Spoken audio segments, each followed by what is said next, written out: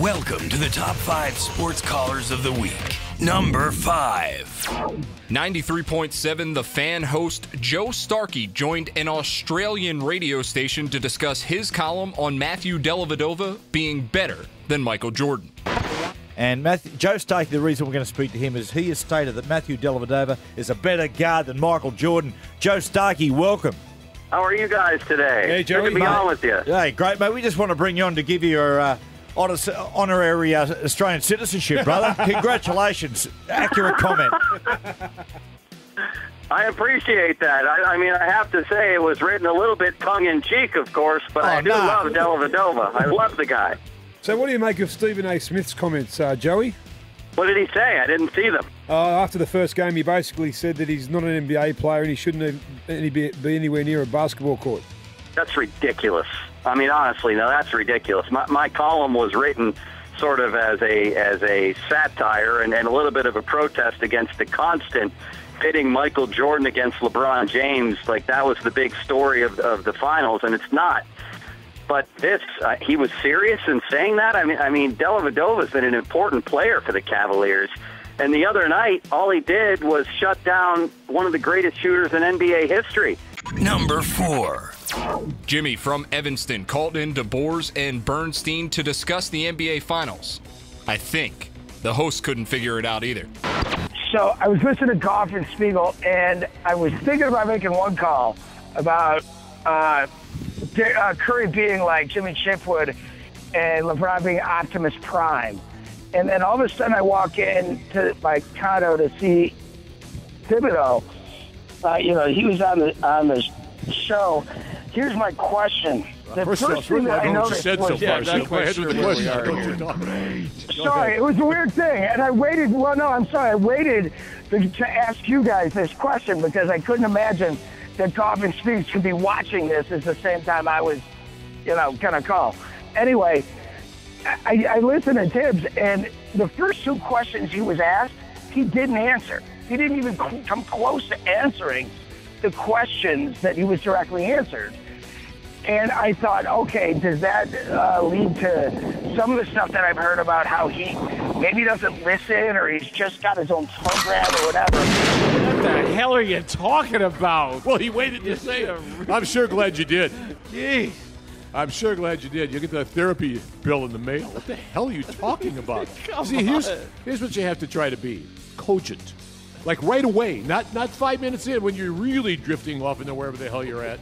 That's too late then. But from Jump Street, I had no idea what you're talking about. Number 3.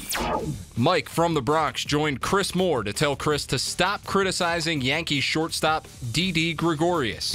I want to get this off my chest. Well, get it off of there, brother. Yes, I'm sick and tired of you cutting down on Gregorius and talking bad about Gregorius and doing a lot of things about Gregorius. Why you don't criticize the Mets players, Curtis Granderson? Why you don't criticize Ladura? Why you don't criticize Murphy? Doesn't play shortstop for the Yankees. All right. It doesn't play shortstop, but that's why I don't. You asked me a question. I'm answering it. I know. You said, why don't I criticize them? Because they don't play shortstop for the Yankees. Yeah, but criticize them too. Criticize them too. For what? For playing shortstop for the Yankees? No, you got to criticize the players, the Mets. My entire team sucks. They suck. The Mets suck. They're not going to go nowhere. Why are you criticizing Gregorius? I got to get this off my chest. Do you think he's a good player? Of course he's a good player. What do you like about him? What does he do well? What makes Didi Gregorius good? I like his defense. His defense? You think he's a good defensive player? Yes, he is a good defensive player. Okay, that's all we needed to play, Mike. You and I are on different planets. When the show goes to Mars, I'll look you up. Number 2.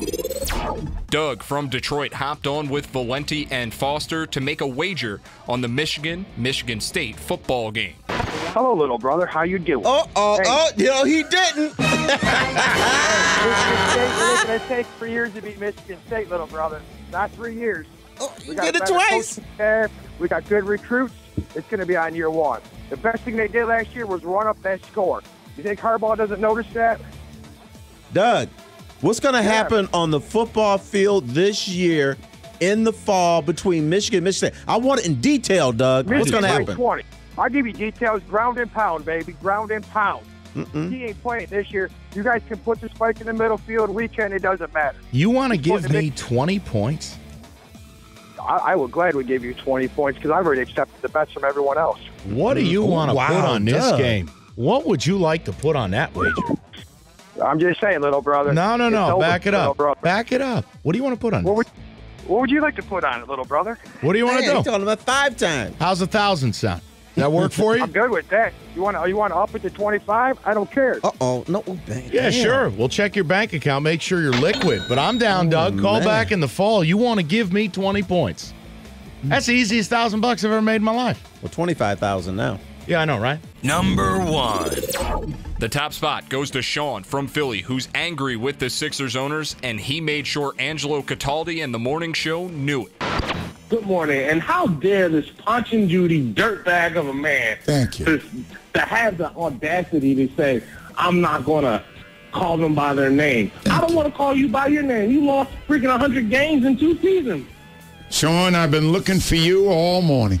Well, it's only 6:53. It's only been an hour, I Ange. understand, but it's still been a longer wait than I expected. Sean, talk to me about a guy who's in a building that he has already agreed to play in and won't use the name of that building because he is not getting any money for it. This guy's a dirtbag. Listen, he bought the team. He hired, where's Waldo Hinkey?